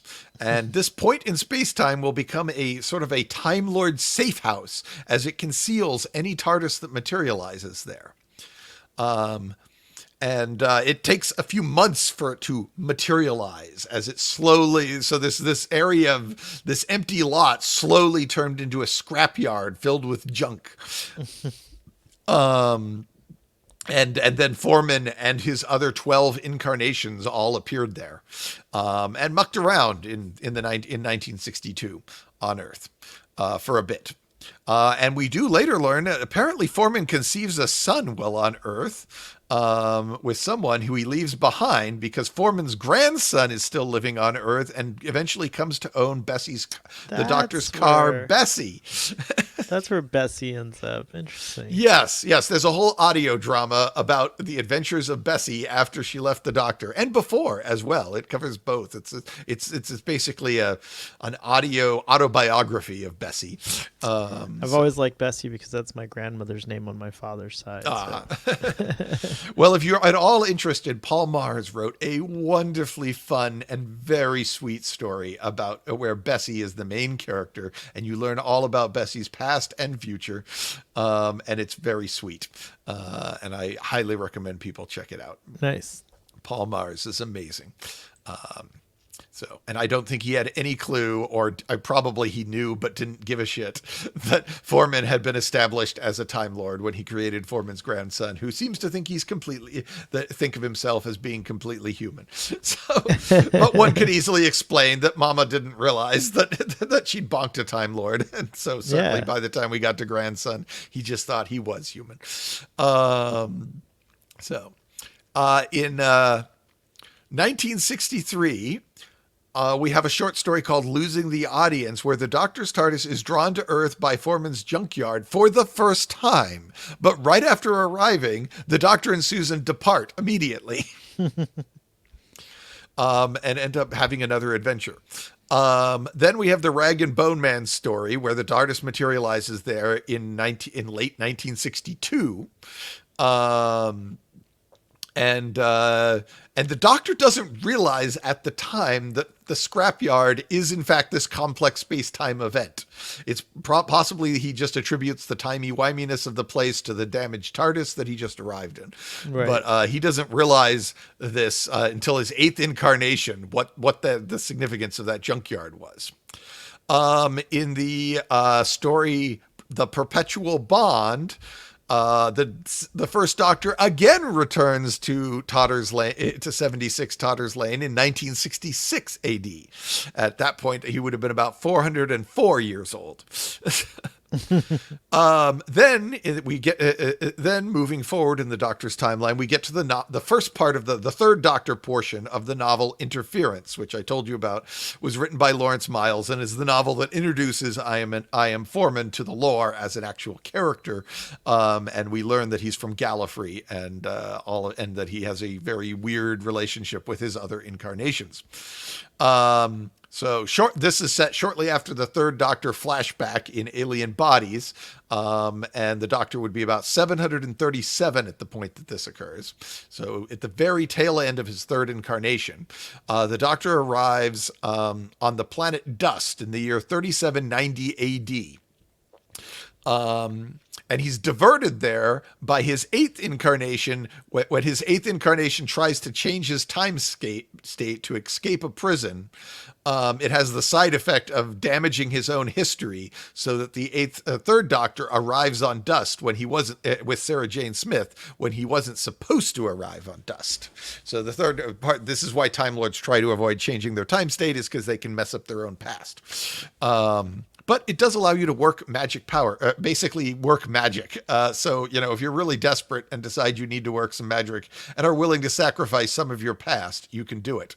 And one wonders if that's what the 10th Doctor was doing when he was charging up that power cell.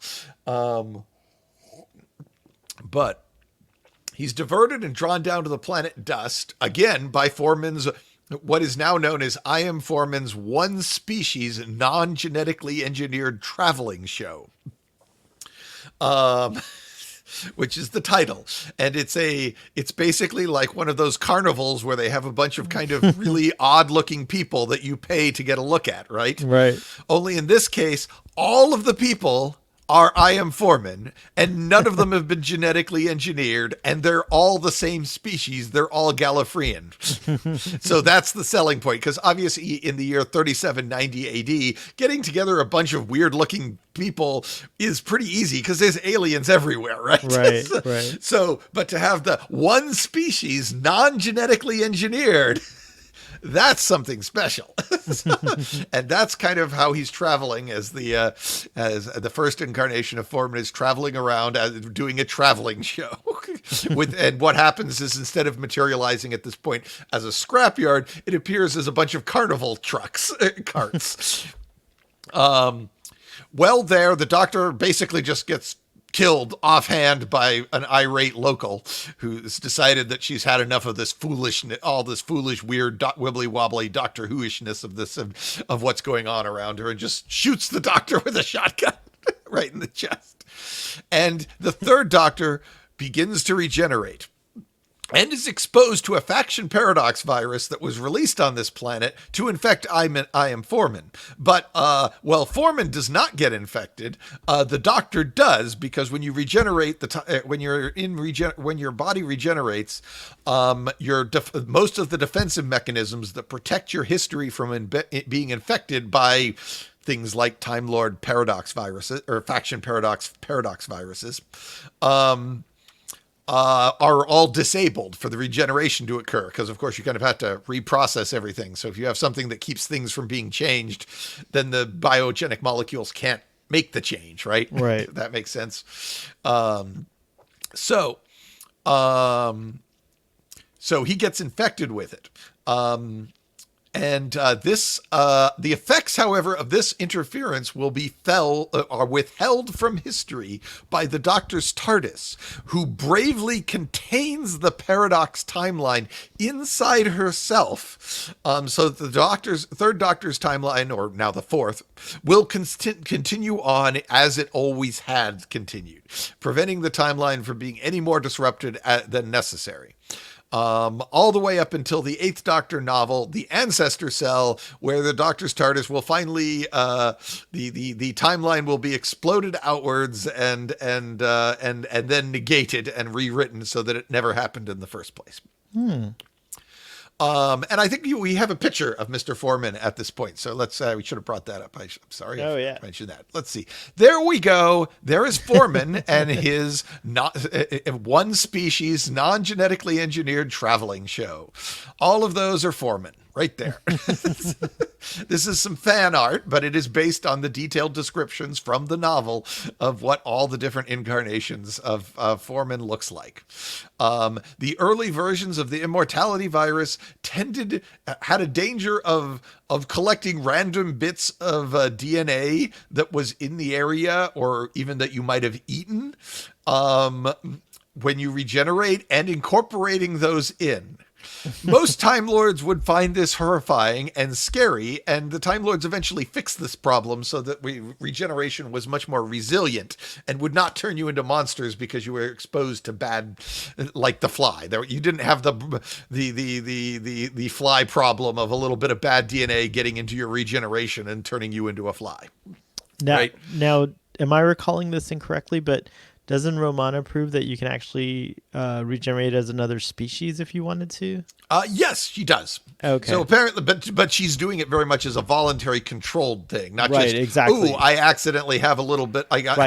So they mastered it, in other words. Yes, they mastered it, especially Romana, who is part of the new blood houses, and the new blood houses have incredible control over the regenerations, even better than the old blood houses like the Doctor. But the worst control over regeneration is the first draft, the alpha testings of regeneration back during when Foreman came along. Gotcha. But where most Gallifreyans would view this as kind of horrifying, Foreman embraced it. He loved turning into lots of different things. And so he was absolutely charged up and made it, his whole life is this big traveling show with all his different incarnations living together, violating the first law of time badly. But Foreman did not care because Rassilon wrote that law, and fuck Rassilon. So yeah, there they are. And what happens at the end of the story is that Foreman's time traveling complex space-time event gets thrown back down its own time stream. And ends up going all the way back to ancient Gallifrey, taking all of the different incarnations except the latest one with it, and exploding over the planet Gallifrey, forcing all of the incarnations to regenerate one more incarnation forward, where they are discovered by a young disbarred priest named I Am Foreman in the wilderness of Outer Gallifrey, who has just left the monastery.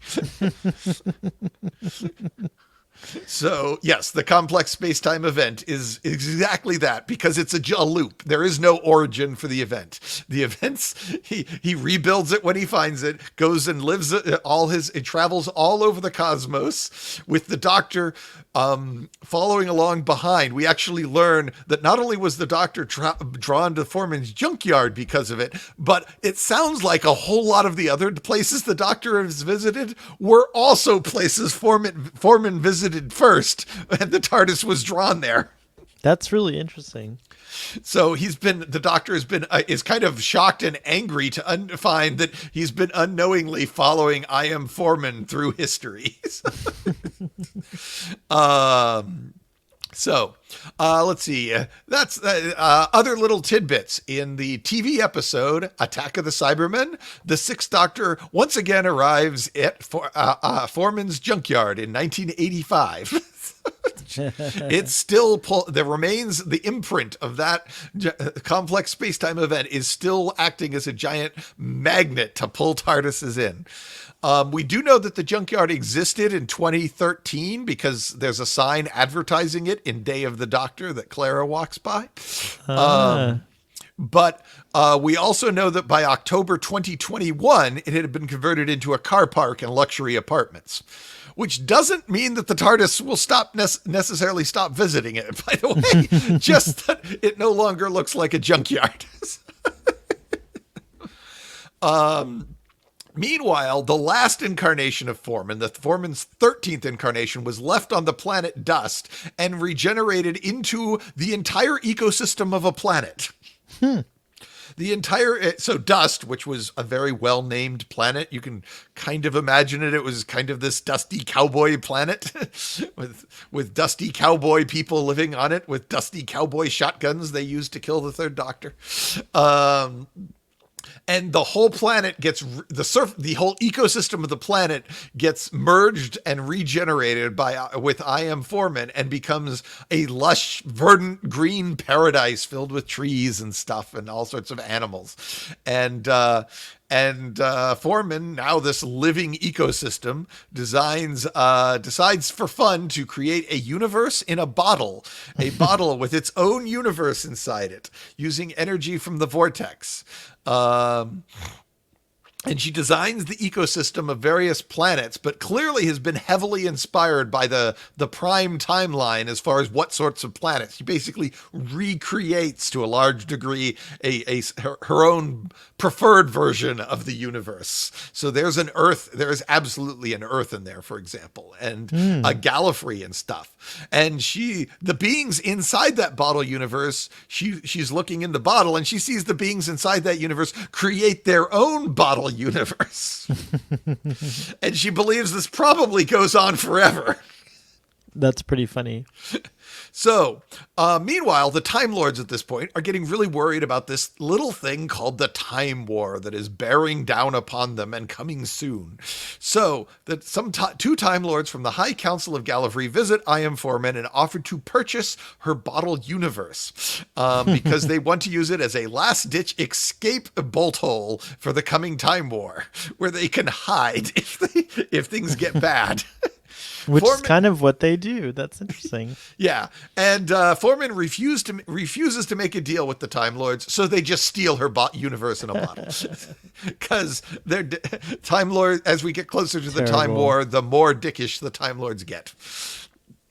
The Time Lords take this bottle and make a plan to hide a survival team of their people inside the universe in a bottle. This group will carry on their culture in case the war destroys Gallifrey. The Time Lords send a colony of Gallifreyans and Time Lords into the universe, but most of the Gallifreyans remain behind to fight the war.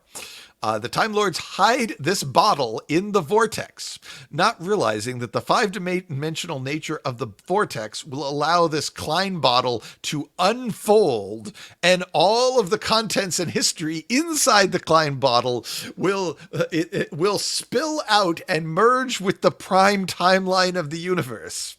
This results in numerous paradoxes and seeming contradictions in the cosmos's history. So whenever people say, oh, why doesn't that bit of Doctor Who continuity doesn't make sense? Oh, it's probably the Time War that changed things. This is probably the single biggest known cosmos-spanning event to rewrite history, because we know there was a Doctor inside there. Right.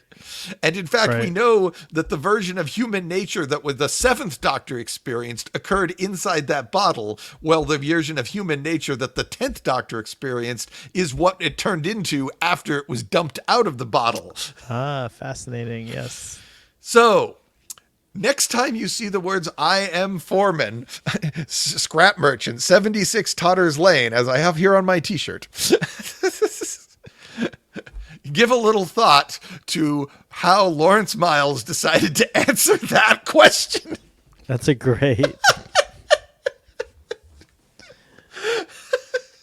That's a great answer. I actually kind of I don't mind that answer. It's a good one. Yes, it's. I love Lawrence Miles. He's just amazing. It's just such fun. So good.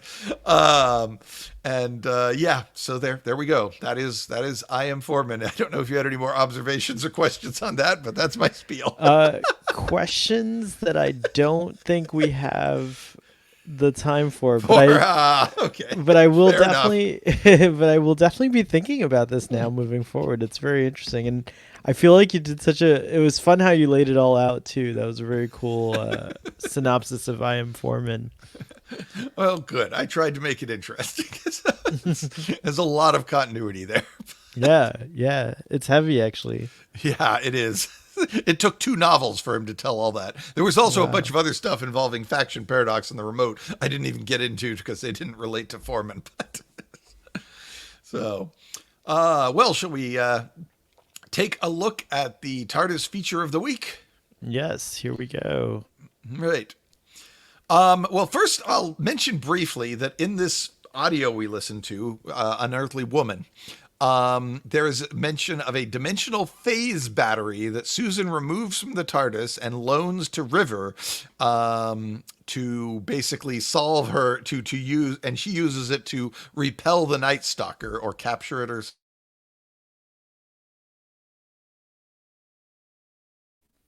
Oh, Brian's frozen. Hopefully he'll realize it.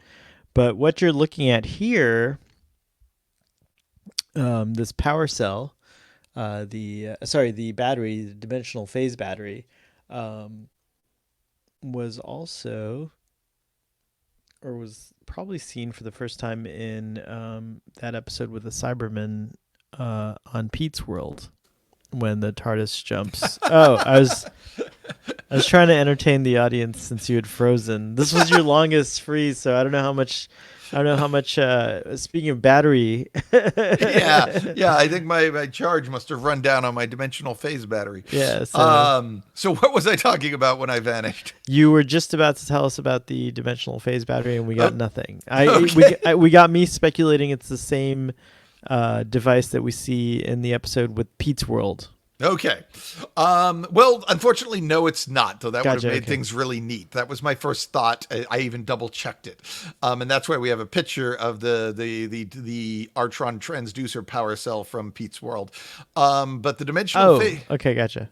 the dimensional phase battery is what River Song uses in Unearthly Woman to repel the Night Stalker, and this is a gadget that the Susan has pulled out of the Doctor's TARDIS and loaned to her to repel the Night Stalker. Or rather, she has the device to repel the Night Stalker, but she doesn't have enough power, so she uses the battery to provide her with enough power to repel the Night Stalker, to boost the energy signal, so to speak.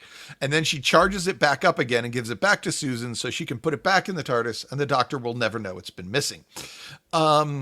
I went looking. There's no other reference that I can find to dimensional phase batteries in TARDIS lore. So what exactly these are is a little unclear. We do know that one of the power rooms in the TARDIS contains emergency storage cells that serve as a non-Artron auxiliary power source for the TARDIS. And that these quantum field generators could be the dimensional phase batteries that Susan loans River. Maybe. I don't know. It might be that the dimensional phase battery is some other gadget in the TARDIS and not the quantum field generators that serve as emergency storage cells. They don't mention Artron energy, so I'm kind of thinking that a dimensional phase battery doesn't really say Artron energy to me, so I'm kind of thinking they could be the non-Artron power source that the emergency cells are, but again, I'm just guessing. But I did want to leave you with a proper TARDIS feature. So we will talk about the Artron transducer power cell, which you see there on the screen. And this you will recognize from the gadget that helped the Doctor get the TARDIS out of Pete's World. These power cells are among the first things that grow in a newborn TARDIS. And they are filled with Artron energy. They use using a hyperspatial loop. This energy can be transferred to the TARDIS's trans power system. A fully charged cell can be used to give a TARDIS a 5 minutes to attempt a space-time jump and then rematerialize. And the energy of one of these cells can be discharged and telepathically guided so that it will only arc towards the desired targets, as we see the Doctor do to the Cybermen. These transducer power cells can allow a TARDIS to absorb thousands, if not millions, of megawatts of almost any type of energy it's exposed to, including electrical output from a nuclear reactor. So that you can use that to charge up the TARDIS. They transduce the energy into Artron energy. Power cells are even capable of absorbing the raw Artron energy of a Time Lord's future, when the Doctor donates some of his life to it. Mm-hmm. As long as the power cell retains a vestige of power, it can be fully charged up if the operator donates a dose of Artron energy equivalent to 10 years of their life, and that this recharging cycle takes about 24 hours. So that is our TARDIS feature of the week. There, the Artron transducer power cells. What's 10 years to the timeless child? Yeah, well, yes. You might as well just wire the Doctor up and use that to run the TARDIS all the time. Had the Doctor only known that 10 years was nothing. Yeah, we don't really have to swing by Cardiff and charge up at that rift anymore. I can just keep blowing on these things, and boom, there you go. Isn't that what he does? He just kind of blows on it. Yeah, no, he just gives the TARDIS a blowjob and it works fine. Oh, jeez. Does that mean that when the Doctor gives the gift of his breath to the Jabe of the forest kind, right? Forest of Cheam. The Force of Cheam and the others. He gives it a couple people, I think. Oh, yes, he does. Yeah. He's giving away like just random 10 years of his life to people, perhaps. I don't know if it was 10 years, but it could be a little there could be some Artron energy with that breath. That might be why it goes over so well. So, on the other hand, trees like carbon dioxide, so it might just be that. So. Exactly. Cool TARDIS feature of the week. I love that. Yep.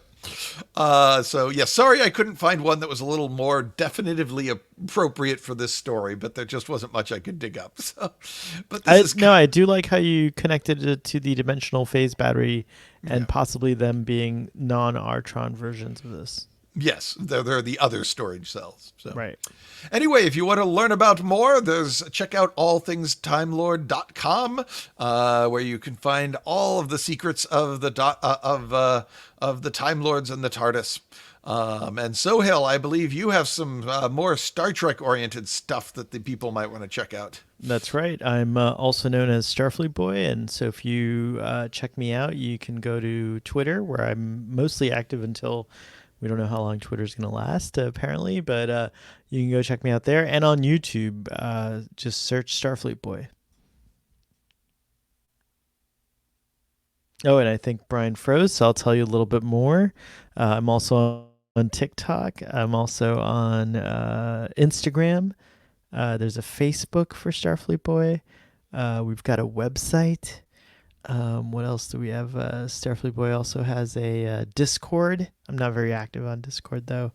I know you're back. I started out with the two sources that I'm mainly active on, but since you were frozen, I went ahead and told everyone about every single place you could find Starfleet Boy. Oh, right. Well, good. You deserve that.